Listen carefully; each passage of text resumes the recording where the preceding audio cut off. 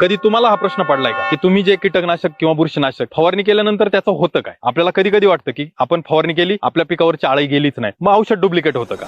आपलं पहिलं काय होतं, ज्या गन मधून औषध बाहेर निघतं तर त्यातलं काही औषध हवेतून उडून जात असतं, म्हणजे त्या पिकाच्या पानावर पडतच असं नाही. दुसरं काय होतं, उन्हामुळे त्याचं बाष्पीभवनच होतं. काही कीटकनाशक वाहून जात, की उदाहरणार्थ पानावर जास्त पडलं तर त्या पानावरून ते धुवून जाणं. त्यानंतर काय होतं, लॅम्बडा सायलोथ्रिन आणि थायमेथोक्झाम हे कीटकनाशक तुम्ही कधी एकटं फवारणार नाही, मग त्या दोन्हींची अभिक्रिया पण होण्याची शक्यता असते, ती पण त्याच्यावर परिणाम करत असते. मग ह्या सगळ्या 5-6 गोष्टींचा त्याच्यावर परिणाम होतो आणि उरलेलं फक्त आपल्या पिकामध्ये जातं.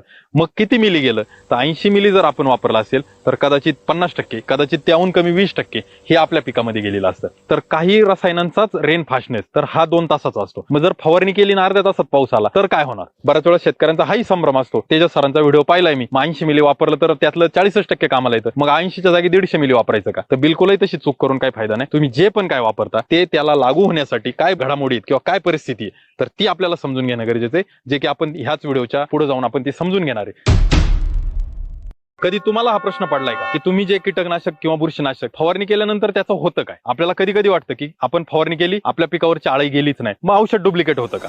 आपलं पहिलं काय होतं, ज्या गन मधून औषध बाहेर निघतं तर त्यातलं काही औषध हवेतून उडून जात असतं, म्हणजे त्या